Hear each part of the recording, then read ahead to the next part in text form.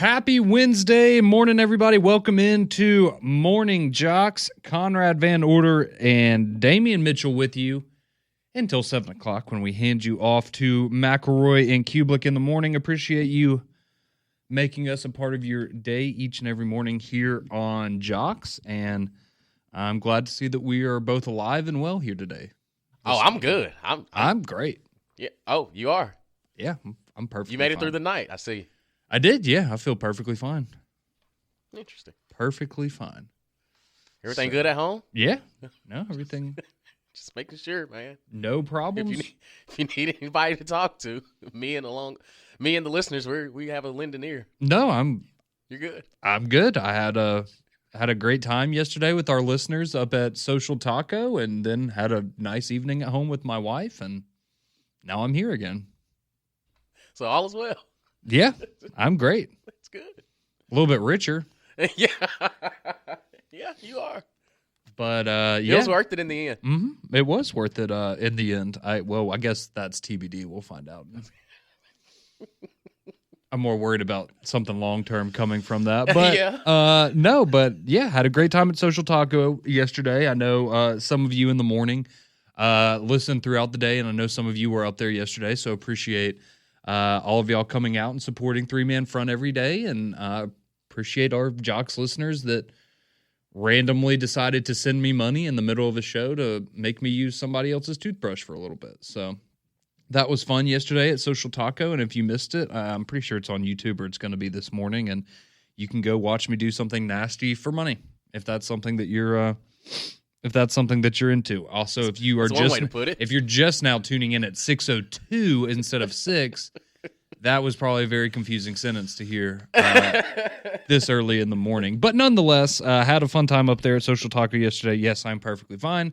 I'm not sick yet, and we will just act like that never happened. And yeah, we will all move on with our lives. So got some things to get into today. We do have some good news. If you are an Auburn football fan, we have some good news to share with you from the recruiting trail. We also, as we continue to get closer to SEC Media Days, we now know who is going to be in attendance there for each SEC program as well. So a number of things that we want to dive into with you this morning, but we will start off, as has become customary here over the last couple of weeks at least, with some recruiting news. When there's recruiting news in the state, we are going to bring it to you right here on JOX.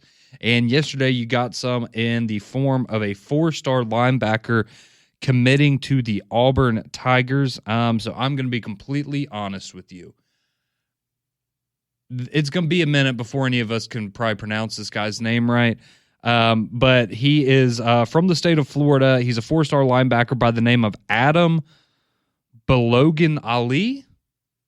That's what I would go with. Yeah, something along the lines. Yeah, so I apologize if I'm mispronouncing his name, but he is a 6'2", 205-pound linebacker out of the state of Florida, 4-star kid. He chooses Auburn over Kentucky and Missouri.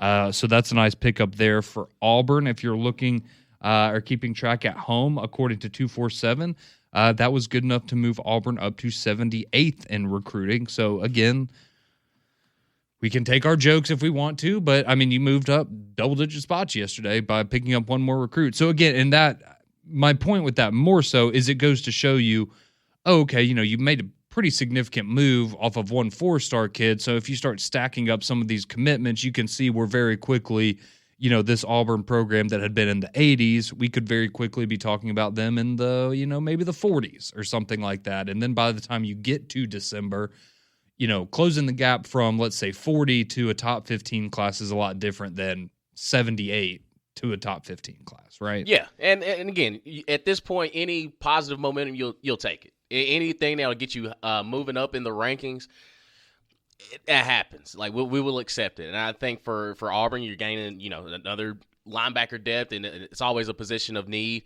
No matter where you are. And then, with DJ Durkin and everything he's had for the defense the past couple of years, yeah, you kind of think that if he's as good as advertised, he could probably get on the field at some point early on as a freshman. And I hadn't sitting there and, I hadn't dove into the tape and see exactly what he can do. But for Auburn, you need any kind of positive trajectory we can take. And this is a step in the right direction. So congratulations for Auburn. Yeah, no, congratulations. Big pickup yesterday for the Tigers, but like every coin, there's two sides of it, Damian, and you just mentioned how maybe he will find a way to get some playing time early on at the linebacker position, and that might be because he's taking a different linebacker's spot on the roster. So that was your good Auburn news of the day yesterday, and now the bad Auburn news of the day yesterday, and that was redshirt freshman linebacker DJ Barber.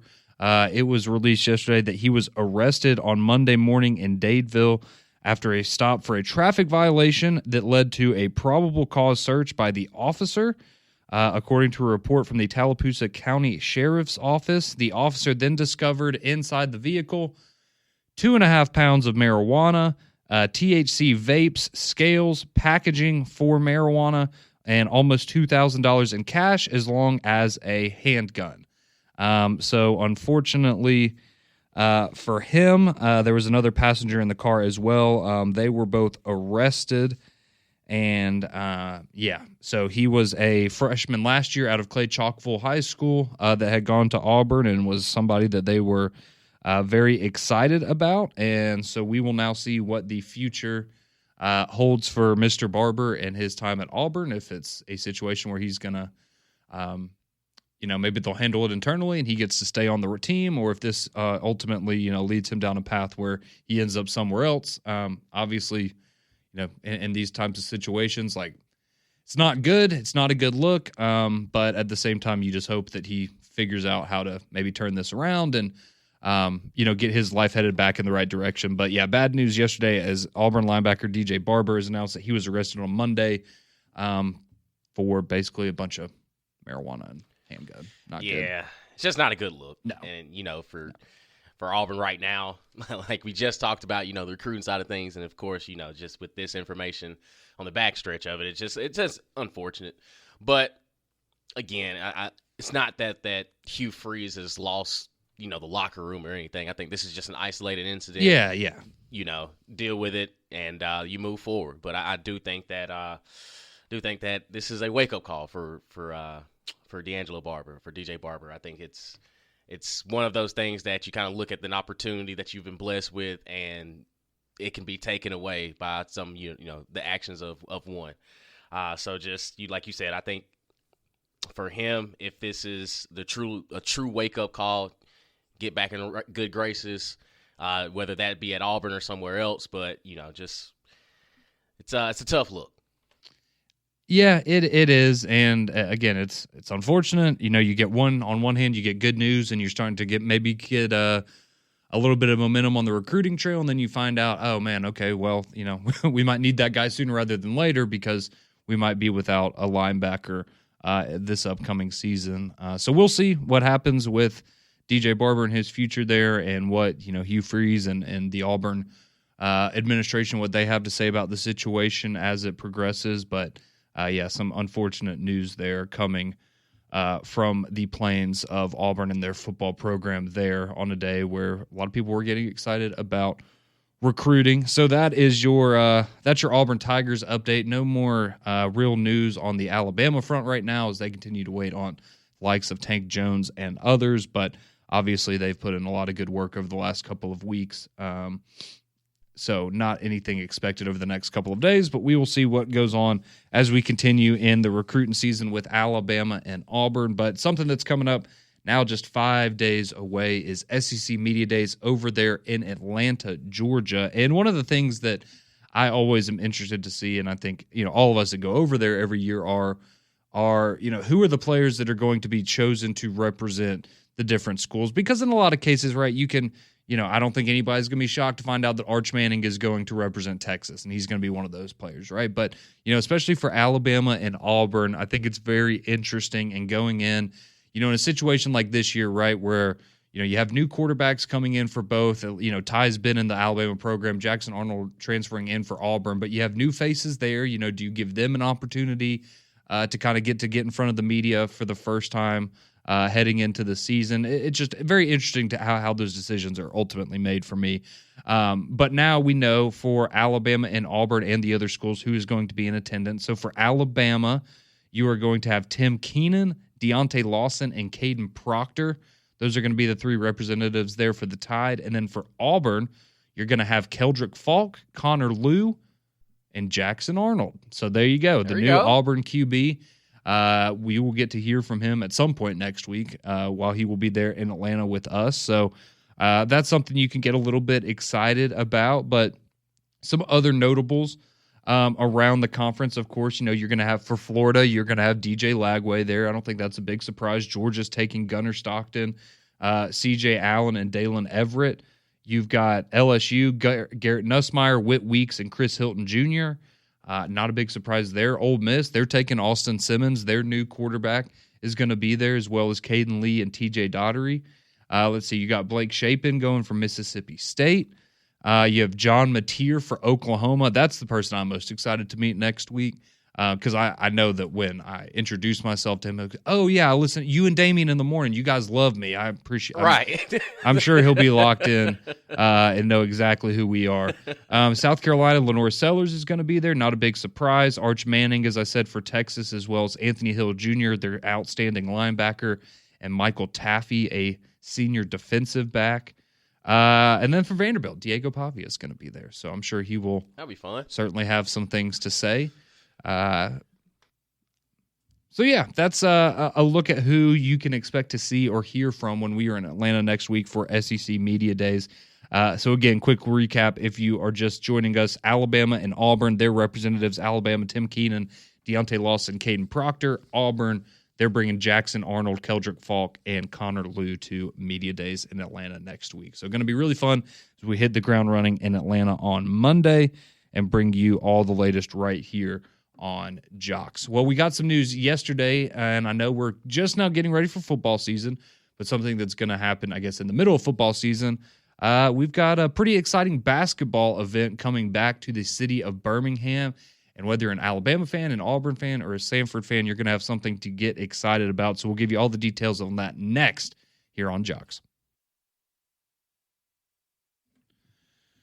6:17, welcome back into Morning JOX. Connor and Damien here alongside you. And we were just getting through some of the big news from last night. If you missed it, Auburn does pick up a 4-star commitment at the linebacker position out of the state of Florida. So some good momentum there for Auburn recruiting-wise, but unfortunately, redshirt freshman linebacker DJ Barber announced that he was arrested on Monday. So a bit of good news and bad news there as far as it revolves around the Auburn football program. But we do have exciting basketball coming up in the city of Birmingham in October. So this was announced yesterday. So if you remember last year, you had I think they called it Bama in Boutwell or something like that, where you had the preseason matchup that Alabama played in there ahead of their basketball season last year. And so now they have taken that event and they are expanding it and calling it the Ballin' in Boutwell event. So that is now going to include not only Alabama, but also Auburn and Samford. So this was announced yesterday in partnership with Nike and Hibbett Sports. So starting October 13th, so you're going to have Samford versus Alabama A&M on October the 13th at Boutwell Auditorium. Then on October 15th, you're going to have Auburn taking on Oklahoma State and men's basketball on the 15th. And then on the 16th, you're going to have Alabama and Florida State. So fresh off of the gridiron and their matchup to kick off the football season, they're going to play preseason basketball. And for the Alabama FSU game, that's going to be they're going to play the women's teams earlier in the day, and then they're going to have the men's teams play at night. So those are all coming up in October. You can go get tickets right now. I was just looking this morning. Looks like the cheapest ticket you're going to be able to find for Alabama and Auburn is around $65. So it's not terrible. No, not too shabby. And obviously, if you want to get closer, there's some fairly pricey tickets there. Maybe I'll use my toothbrush money and take me and Paige, and we can go to the Alabama-Florida State game. But that's going to be an exciting event coming up in Birmingham. So I know a lot of you, again, I know we're looking forward to football season, but you might want to go ahead and start planning for this because I imagine tickets will sell pretty quickly. And I know a lot of us going to be very excited. And who knows, based on Auburn and Alabama's football seasons, you might want it to be basketball season by October 15th. So we'll have to wait and see there. But yeah, that should be a big time. Yeah, it should be, and then you can make a weekend out of it. If you coming into Birmingham, you land on Thursday, you can catch Alabama basketball, and then on Saturday, you got the third Saturday in October. That's right. Welcome on Tennessee. That's right. So it should be a big time there at Boutwell Auditorium. Again, if you want to go check it out, you can go. It is ballinandboutwell.com. That's where you can go and buy tickets and find more information if you are so inclined. We do have to talk about the Braves quickly from last night. Braves lose to the Athletics 10-1, and I know a lot of you probably going, oh, okay, well, that's business as usual, but it's the way that they lost last night. So it was ugly from the jump for Atlanta last night. So this is how your first three, so you go through the top of the first inning, you don't get anything going offensively. You get to the bottom of the first, the A's come up to the plate. This is how you started the game, Damian. Inside the park home run, hit batter, 2-run home run. So after 3 batters, you're down 3-0. You've given up. The A's hit an inside the park home run on the first pitch of the game. The first pitch of the game. That's terrible. Yeah. So that's terrible. Anyways, and kind of wild. So they hit an inside the park home run on the first pitch of their game, and then you had the Giants and Phillies that ended in the Giants in a walk-off inside the park home run, which you. I think that was the first time in almost 10 years that had happened. So anyways, just kind of a crazy day there. But anyways, the Braves give up 5 runs in the first inning. Then you give up a grand slam in the second inning, so it's 9-0. And then you give up another home run later to make it 10-0. Eli White would hit a solo shot, make it 10-1. But Didier Fuentes, who was recently called up for the Braves, it's been rough for him, man. 1 inning, 5 hits, gives up 8 earned runs because they brought him back out. He put some guys on base before the grand slam. His ERA now 13.85. Wow. That is bad. That's disgusting. That is, that is not good. So, unfortunately for the Braves, they lose big time last night, 10-1. So they're now 39-51 on the season. But I guess the good news is a lot of you probably didn't watch it, because they're on the West Coast and it didn't start until like 9 o'clock, and that is the same case tonight. You're going to get a 9:05 first pitch, so I think a lot of you just going to take this as an opportunity to maybe miss that one. And, it's tough. It's tough kind of watching the Braves deal with this stuff because, now, I mean, that's not like I'm a Braves fan or anything, but it is kind of fun whenever the Braves are rocking because people, they chirp and they get excited. But it is kind of upsetting because when you talk to Landrum, he's kind of just, it's the Braves. And I'm like, man, where's all – because in Choptober, they never had these kind of conversations. Like, when it's September, I mean, it's all over the place. But it does feel like this season has been one of a lot of misfortune. And, to start the game off with an inside-the-park home run, it kind of just gives you an example of how the season is going for the Atlanta Braves. Very fitting. Yes, very.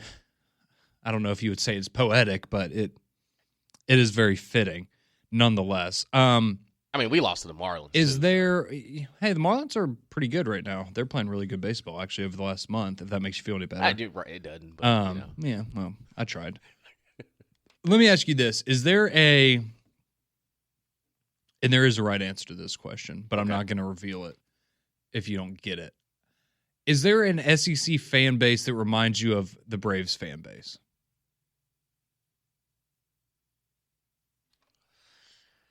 Yes, Conrad. There is? Yes. Okay. There's striking similarities.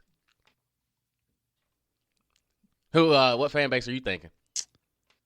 In the SEC. One of the 16. Mm-hmm. One of the 16. They do kind of give me an Oklahoma feel. I get what you're saying. That's not the SEC team. No, it's one. They've been in the SEC a little longer than. Oh, Arkansas Oklahoma has been. Arkansas. We're getting closer. But yeah, hard not to notice the similarities sometimes. I will just leave it at that. Let's go to the phone lines real quick. Our buddy Don is on hold, wants to talk about the Auburn recruiting news from yesterday, I am sure. How are we doing, Don? The better question is, how are you? You okay? I'm great. I am $225 richer, and my wife did make me sleep on the couch last night, so we're doing all right. There you go. Well, I hope you saw my Facebook. I did. Thank you for sharing the wonderful videos of me brushing my teeth. I had to send the video out to everybody, buddy. I don't blame you, Don. I don't blame you. So what did you think about, how excited are you about your new 4-star linebacker? Can you pronounce his last name for us? No, buddy. Everybody on the Auburn message board is just calling him Goon. Okay, that'll work. All right. But yeah, I watched his announcement last night, and everything, and Damon, he played a lot of receiver too. Looked pretty good at receiver. Yeah, y'all got plenty of them that he's needed at defense. He's needed on the defensive side. You got plenty of receivers. Oh yeah. There's only one football. Yeah, but my linebacking core this year is pretty set. Robert Woodyard and Riddick will probably be our two linebackers, and then we'll have a couple of good edge players. And I think you said that Pop was going to the media days, right? Yes, he is. Yep. Yeah, he's listed as a first round top pick. 10 NFL. Yes, sir. Mm-hmm. Yes, sir, buddy. And I think we got to have that.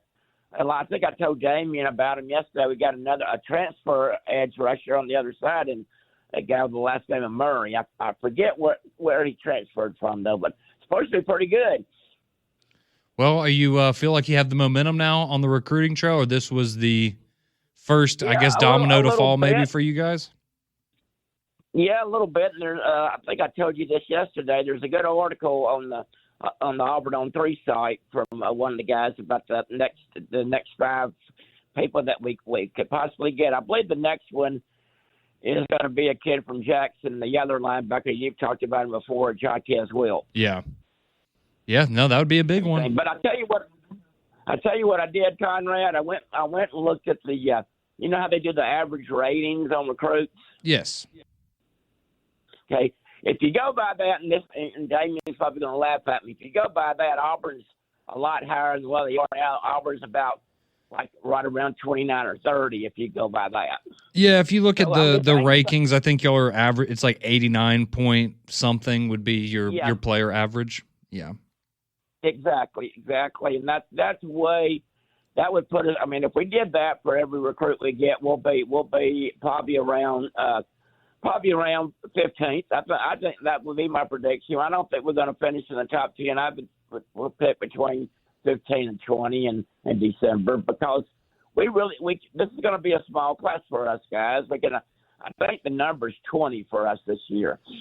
Yeah, that's what I'd heard as well there, Don. So, but yeah, you're sitting at 8 guys right now, according to 247. So, you get you're over a third of the way there. So you pick up a dozen more guys over the next 5 months, and you're sitting pretty happy at the end of the recruiting class, I think. Exactly. Well, guys, thank you very much. Enjoyed yesterday. I know y'all won't be there next week. And PG, buddy, if you're listening, I hope you're feeling better, my man. And we all missed you yesterday, PG. Absolutely. Thank you, Don. Yeah, thoughts and prayers with our good friend Pelham Gator as he's dealing with a little bit of a health issue right now. So thoughts and prayers with one of the longtime listeners here on JOX. Some of you... You see the comparison on the fan base? Yeah, somebody... some of you have already sent in some guesses on the courtesy GMC text line, 205-834-9450. So if you missed it, I just asked Damien a question. I was just wondering if there were any SEC fan bases that reminded him of the Atlanta Braves fans. And somebody said, Conrad, are you comparing the Tennessee fan base to Atlanta Braves fans? No, I am not. But good guess. Let's see. He says they would both qualify as brash and bold, but haven't accomplished much lately. Hey, I mean, the Braves won a World Series. Yeah, you got a World Series. Got some hardware. I see where you're going there, Alan, but no, it is. I was not thinking about Tennessee, but I see where your head's at there.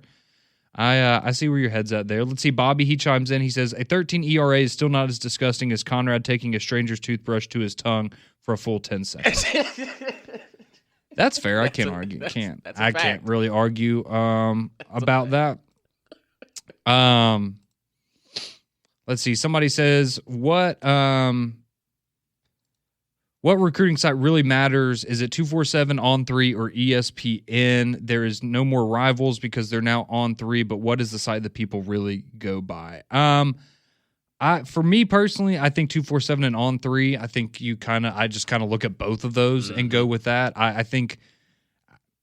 I don't know. I don't know if this will sound right. I feel like On 3 maybe is a little more. I'm not saying they're more generous with their rankings, but if you just look at their players are just across the board generally rated a little bit higher than 247 is. So that's why you'll see, like, for example, for Alabama, that according to 247, they have 4 5-stars. According to On 3, they have 5, because I think Xavier Crowell's a 4-star according to 247. So I think both of those are good. But for example, right, Auburn this morning, they were 78 on 247, 73 on 3.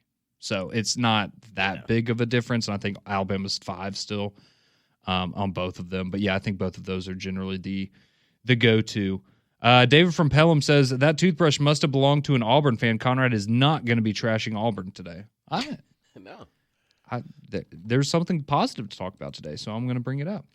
Someone else chiming in, they say, is Alabama the fan base that reminds you the most of the Atlanta Braves? No. It would not be them.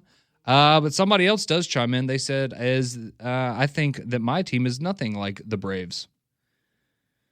And, yeah. I think that is maybe the one that we were right about. Somebody said from Florida, they say they think it's Alabama because they cry the most whether they win or lose. Ooh. Dang, Conrad. That's a personal shot, ain't it?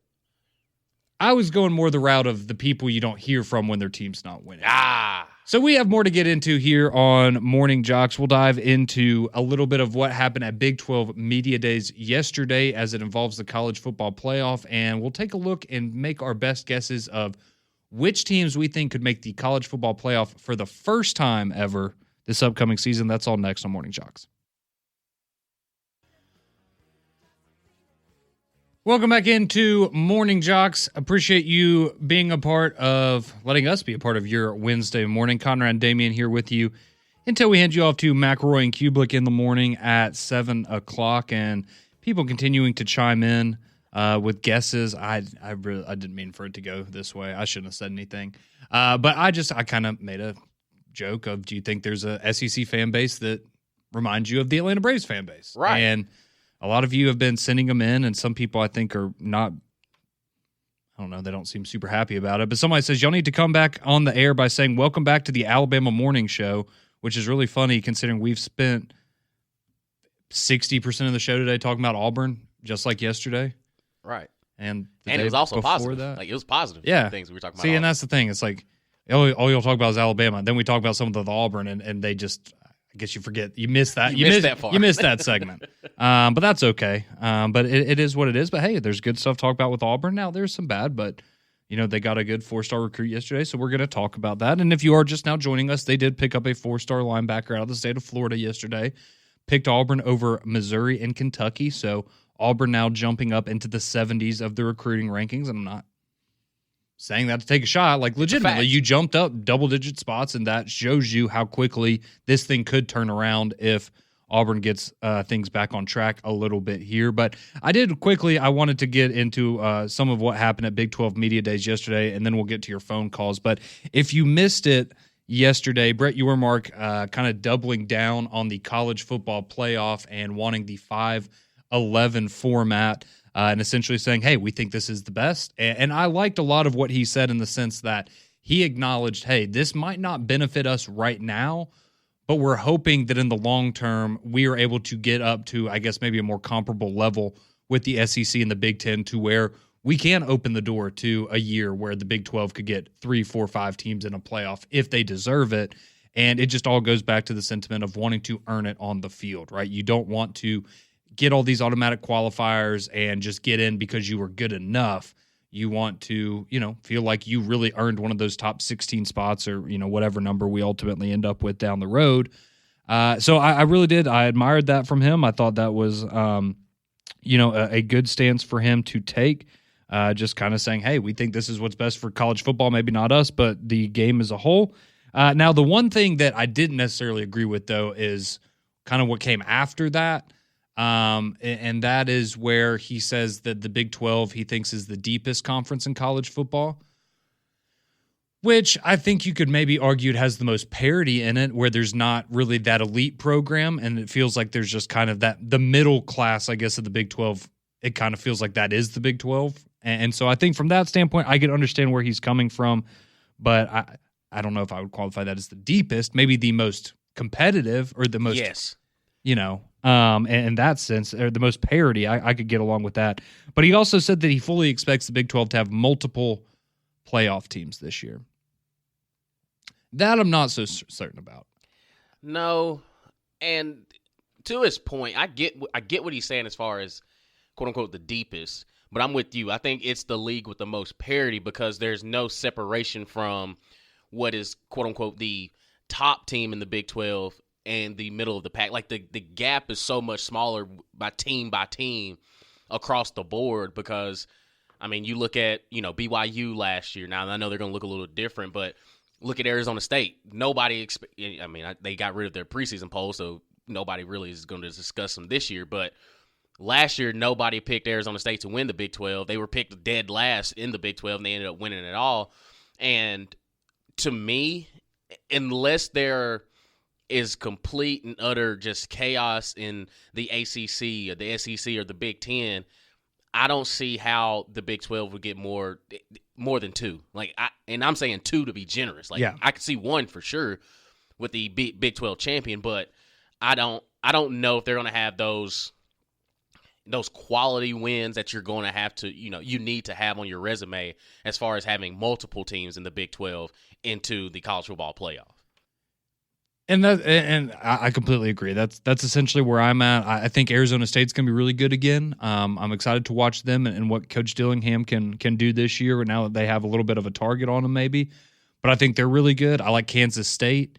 I think they're good. BYU, of course, last year, they won 11 games. You've got some teams that, you could maybe see where that would go. But I think we can also agree if the Big 12 is getting multiple teams in this year, it's probably – not to take anything away from them, but it's probably more so because either the SEC or the Big Ten wasn't as strong as we thought, and maybe they're only getting 3 teams in, like we saw with the SEC last year, and that's how you had multiple ACC teams in, even though I think a lot of us maybe figured that wasn't how it should have ultimately gone. So that was kind of the big takeaways from your Mark as he had his opening comments yesterday. The other big takeaway was Scott Frost saying that taking the Nebraska job, or why, I guess, his reflections on the Nebraska job and that not going very well, and his response being, don't take the wrong job, which a lot of people felt a certain type of way about because he went to school there, and that's where he played college football, and mama called, and he answered the phone and went running home, and now he's looking back and going, oh, that was just the wrong job. Then why'd you take the job? Why'd you take the job? Hindsight's always 20/20, but bro, you bleed Cornhusker red. This, what do you mean it's the wrong job? You know what it's supposed to look like. You know what it's supposed to be. You knew what you're getting yourself into. Was it? Yes. You weren't taking over for, you weren't taking over Alabama or Georgia in their prime. You knew what you were. You were back at the house. Yeah. So that was, I thought that was funny. I was like, that's a interesting way to, interesting thing to say, but nonetheless, those are some of the takeaways there from Big 12 Media Days, and I know on Mac and Cube, Greg will have more as he was there in person yesterday and kind of just breaking down a lot of what we learned and how it might affect some of us here in the SEC, especially as it involves the college football playoff. But we have a lot of you waiting, a lot of you still chiming in with your guesses on the comparing the Braves fan base to the SEC fan base, and so these are funny. We'll get to some of these. I know we see you on the phone line as well, so hang on. We'll get your response, your reaction next here on JOX.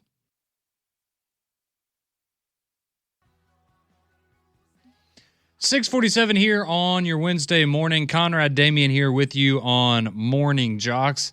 Diving into some recruiting news as well as Big 12 Media Days and what's going on as we preview and get ready for SEC Media Days next week. So we're going to get to the phone lines and your text here in just a second. But if you missed it earlier in the show, it was announced yesterday that Alabama and Auburn, their representatives at SEC Media Days next week. So for Alabama, you're going to have Tim Keenan, Deontay Lawson, and Caden Proctor.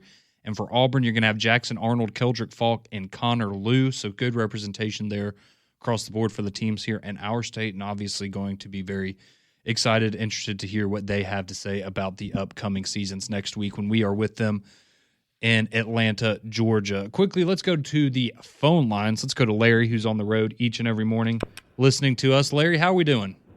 Hey, Hey, guys, I always enjoy the show. Damien, I apologize. I didn't even mention your name when you answered the phone, but I wanted to ask both you guys in reference to recruiting. Of course, everybody's got their opinion, but I heard through the grapevine, Damien, that the kid from Jackson High School, the kid that committed Alabama, what is his name? Sedarian Morgan? No, the one from down in South Alabama from Jackson. I think it's Jackson High School. The running back? That's Crowell, yeah. Somebody said that he's actually ran a 10.6 and 100 meters. Is that true? If he has, that's pretty fast. I'll tell you that. That's why I was asking. I knew you played receiver, but I played football a long time ago. But that's picking them up, putting them down too. Yes, sir. Yeah, especially in high school. Yeah, but I just wanted to throw that out there. A friend of mine said, "Yeah, the kid from Jackson, Alabama. That's not too far from Mobile, but." Wow, that's in his profile on social media, it says 100 meters in 10.6 seconds. That's in his profile. Yeah, that's real. Wow, that's open field speed. When he gets a hole, look out. I don't know. That's just fast. I mean, that's like I don't know if that's Olympic speed, but doggone, that's fast. It's not quite Olympic speed, but for somebody in high school to run a 10.6, yeah, he's getting after it. Yeah. All right. Appreciate it, guys. I always enjoy it. Thanks, guys. Appreciate you, Larry. Thanks for listening each and every morning. So what would be – all right, hang on. What – I'm trying to think. Like, what would the Olympic time be? Well, you got to think Usain Bolt ran, 9.6, 9.7? Okay, that's what it was. Okay. Yeah, that's a full second ahead of what he's running. Yeah, okay, that's the record, 9.63 seconds. Yeah, and that's with him coasting the last 20. Okay, and so, yeah, this past year – okay, when Noah Lyles won, he was like 9.8 seconds. Yeah, that's when they say world speed, like world class speed. There's a difference. Booking it. Absolutely. Well, let's go to the courtesy GMC text line now, 205-834-9450. Some of you have been chiming in throughout the morning here. Let's see. We have some more guesses coming in about the SEC fan base that is maybe similar to the Atlanta Braves. Let's see. Somebody chimes in. So somebody sent in earlier, is it Alabama because they cry the most when they're winning or losing? And he adds, by the way, I'm an Alabama fan since 1992. Sometimes I just hate to hear the way the Alabama fans talk. I think every fan base would agree that there's some people in other people in their fan base that even they find insufferable. Absolutely. I think that's just kind of how it goes. Let's see. We have... Okay, see, this is what I don't understand. See, someone says the amount of crows some of y'all are going to be eating come Thanksgiving weekend is going to be hilarious. You're talking crap about Auburn recruiting when they have 3 projected first-rounders on Auburn's current roster for the first time in 20 years. Well, as long what as does that have to do with recruiting this year? Yeah, right. No, and again, if it doesn't equate to a winning season, congratulations that they're going to the NFL and continuing their careers, but we want it to equate to wins on the football field as well. Like, they had talent last year, and still they didn't make a bowl game. So I'm glad that there are a lot of first-rounders, but if they're going 7-6, what good does it make? We've only said positive things about Auburn recruiting this morning, and if you'd had anything negative take away, don't blame me. Blame your linebacker that got caught with 2.5 pounds of weed in his car. Like, that was the bad news. I'm just saying, like, as far as Auburn recruiting, like, we're talking positive. Yeah, we're saying good things about them. Let's see. Somebody chimes in, says, big fireworks coming for Florida on Friday and Saturday. Watch out for them in recruiting. Okay, well, we'll see what happens there. Somebody chiming in. Oh, man, they really broke this down. Okay, this is a long breakdown. So comparing SEC fan bases to the Braves, someone says, I would say it has to be between Tennessee, Georgia, Auburn, or Texas because all of them have had multiple years where they were going to contend and didn't. Tennessee was supposed to compete in the late 80s and all of the 90s, and Bama would beat them when they weren't supposed to. Georgia now lately has choked almost every time they've played Alabama, except in the Natty. Give them that one. But Auburn has now never had back-to-back 10-win seasons, and Texas, because they have the easiest job recruiting in America, they should compete every year. So they all are a lot like the Braves, and I'm a huge Braves fan. Wow. That's a lot deeper than what I was thinking. I will tell you this. One of the teams you named was the one I was thinking of. So we've cut it down to 4 now. name 6 teams on Auburn's schedule that are losses. I don't think Auburn loses 6 games this year. Where like people are manufacturing hate. Like where do you think they're going to lose? We don't. I don't think Auburn's losing 6 games this year. No, I didn't think they were going to lose to Arkansas last year. I didn't think they were going to lose to Vanderbilt last year. Didn't think they were going to lose to Missouri last year. Like those are 3 right there that end up being losses. I didn't think they were going to happen. Yeah, I have no problem saying that.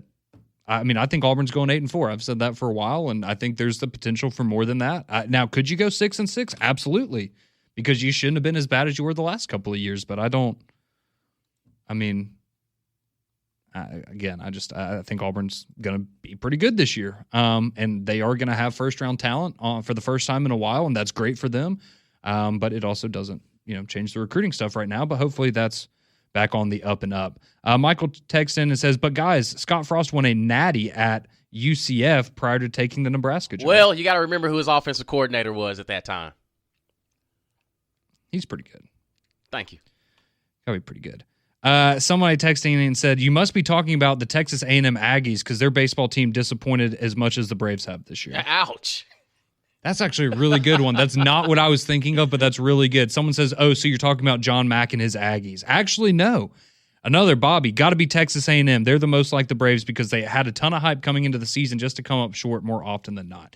Dang. I like where your head's at. That is a very good comparison. I was thinking more so over, I don't know, the last 25 years. But for this year, absolutely, Texas A&M and the Atlanta Braves, I think those are pretty spot-on comparisons there. So appreciate all of you chiming in each and every morning. We will be back tomorrow at 6 a.m. We'll dive into, didn't get to it today, but the teams we think could make the college football playoff for the first time this upcoming season. We'll dive into that tomorrow at 6 a.m. McElroy and Kubelik in the morning. They're up next.